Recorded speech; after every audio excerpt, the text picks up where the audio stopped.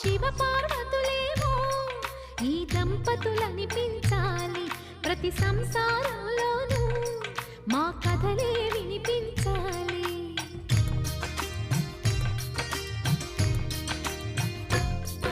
ఆ సిరిని శ్రీహరిని మా జతలో చూపించాలి, శ్రీకాంతుల కొలువంటే మా కాపురం అనిపించాలి. మా ముంగిలిలోన పున్నమి పూల వెన్నెల విరియాలి, మా చక్కని జంట చుక్కల తోట పరిపాలించాలి.